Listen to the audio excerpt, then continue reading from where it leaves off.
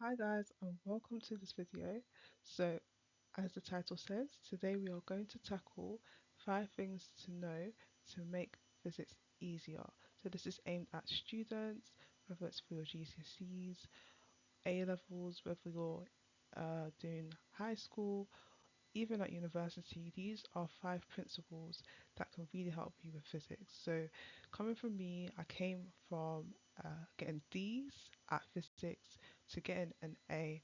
So these 5 things I'm about to drop definitely helped me, and hopefully it can help you too.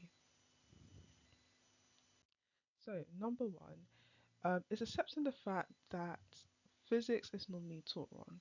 Now, what I mean by this is that in school, in class, in lectures, generally, especially lower end of school, so secondary school, sixth form, college, what you'll find is that there's a shortage of physics teachers. So a lot of your physics teachers didn't actually study physics, funny enough, which means that they don't normally have the skill set or even deep understanding to teach physics the way that it's supposed to do. Um, and it can make it a bit difficult for you to understand physics just from school. So it means that you have to use other resources, so textbooks, YouTube, um, lessons, online lessons, e-schools.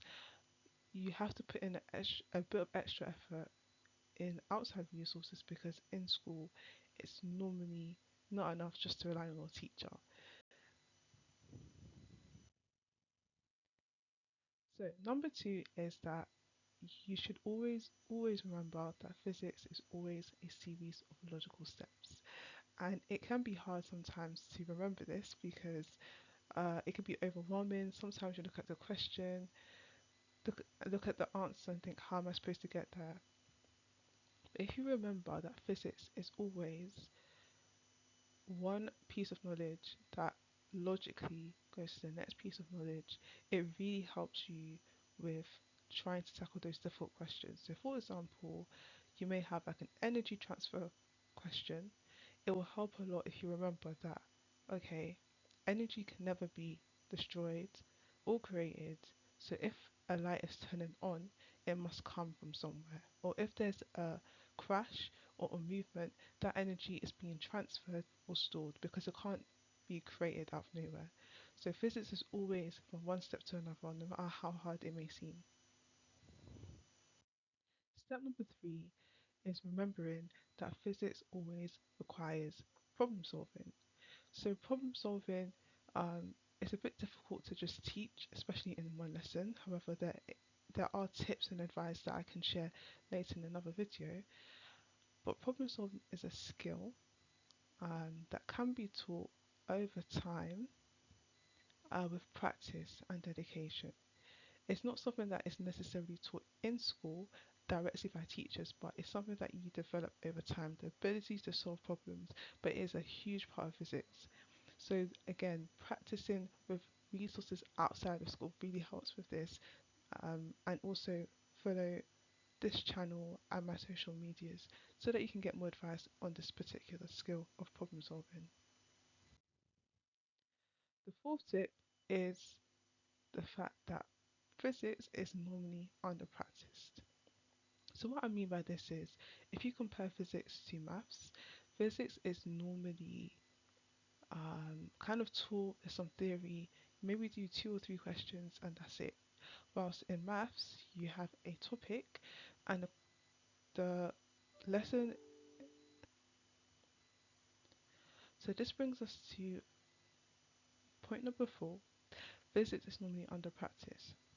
So, normally, if you compare physics to maths, in maths you kind of have the lesson split kind of in half, where the first half of the lesson explaining the topic, and the second half, or even more than the second half, is used to like do questions, correct your answers, and see where you'll go wrong. In physics, however, um, this idea of spending most of the lessons just kind of going through concepts and spending very little time doing the questions is very popular, but it's very harmful. You should kind of mirror that length that we use in maths. So spending about half of your time in physics learning and the other half applying is very important because you do need to apply what you've learned in different scenarios so that you can make sure that you've understood what you've learned and you apply problems to consolidate your understanding. So, number five, the final tip is a bit interesting. So it's saying that physics is sometimes counterintuitive, and this is something that really, really helped me with physics. I think with maths, if you compare it to maths again, maths is quite intuitive in the sense that sometimes you can just go with the flow. You can kind of get away a lot of the times in maths with not fully understanding a topic and just kind of copying what you did to one example to another example. You could just normally kind of repeat some sort of method. In physics, especially as you get to A levels and university, you will find that this does not work because in physics you can't assume anything. There is no flow. You have to critically assess every piece of information you have. You need to make sure that the question you're dealing with, are you dealing with, is it perpendicular? Is it 90 degrees? Is there key pieces of information that you need to pick up? Every piece of information that you use, you have to critically assess. And this is what we call critical thinking, almost like doubting everything that you have in the way of you need to confirm it before you actually use it. What this reminds me of is Sudoku, funny enough. So if you've ever played Sudoku, you know that you can't just put in numbers in any box. You have to, in order to successfully complete Sudoku, you have to ensure that there are no repeated numbers in either the line or box that you're trying to put the number in. And this is the skill of being a critical thinker. So that brings us to the end of this video.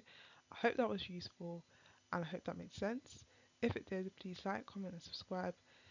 And comment down below why you thought it made sense. And if it didn't make sense and you're confused, please let me know and I'll try and answer your comments and any queries as well. For more information about physics and engineering in general, please follow us on social media or give us an email. All links will be detailed in the description box.